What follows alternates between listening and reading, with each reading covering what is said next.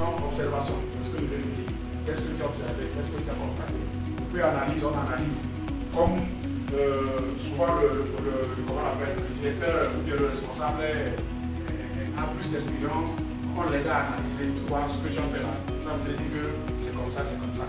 Ça veut dire que c'est ça, c'est ça. La prochaine fois quand tu le fais, et quand tu trouves un autre résultat différent de ce que tu viens de trouver là, c'est qu'il y a un problème quelque part. On analyse avec la personne. Voilà. Après on dit formulation des règles. Voilà. Et dans l'analyse, dans les propositions, dans les discussions, on formalise avec les règles. Donc la prochaine fois c'est comme ça. Mercredi 15 mai 2024. Nous sommes au 3e jour de notre séminaire de formation sur le thème Formation des formateurs, la maîtrise des techniques de conception et d'animation des modules.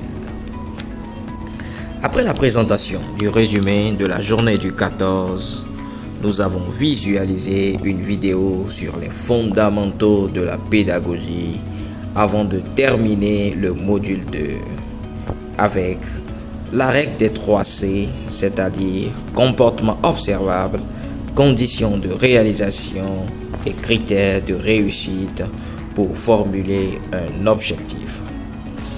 La démarche inductive, qui consiste à partir de la pratique pour la théorie, et la démarche déductive, qui consiste à partir de la théorie pour la pratique, et 2 autres démarches rarement utilisées qui sont la démarche analogique et la démarche dialectique ont fait aussi les sujets de notre échange.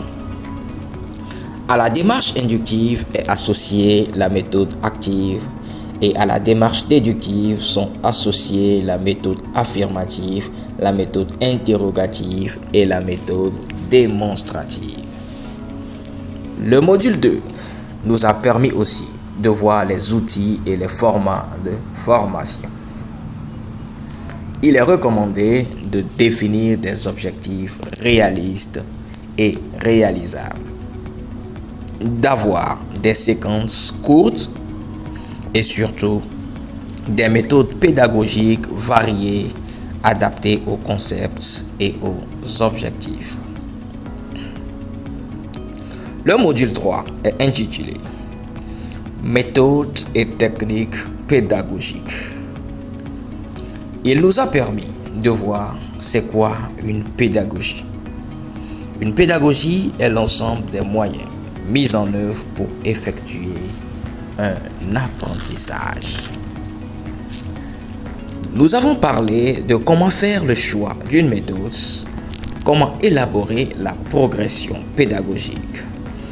Nous avons vu les différentes méthodes avec leurs avantages et leurs inconvénients, les différentes techniques d'animation comme la présentation, le questionnement, l'animation en sous-groupe, les feedbacks, l'appréciation du mérite, la critique constructive.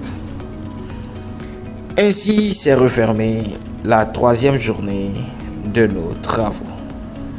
Nous vous donnons rendez-vous demain pour la suite. Building Business, la formation, notre métier.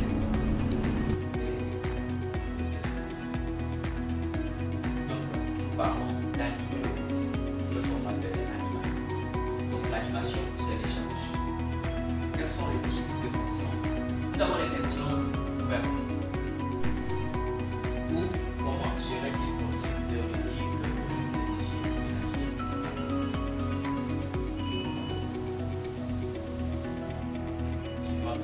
Sûrement, on veut aborder un sous-thème qui est le recyclage des déchets, la gestion des eaux. Donc, avant d'entamer le thème, on leur pose la question. Pourquoi faut-il sensibiliser le public à la question du recyclage des déchets? Donc, quand les participants donnent la réponse, on peut le lire sur un tableau.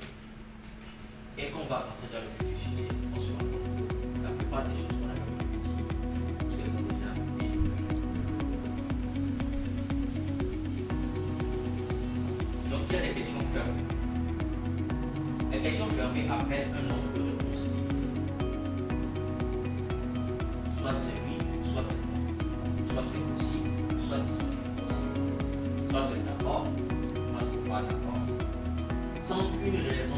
sera donné à ce jour.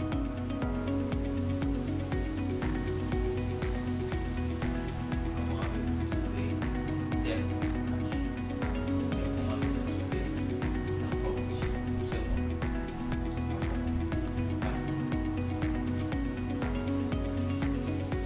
Ou encore, exemple, pensez-vous mettre en place le prix sélectif dans votre activité? Pensez-vous mettre en place le prix sélectif dans Pensez-vous adopter telle loi à l'Assemblée nationale? Ou encore, le délégataire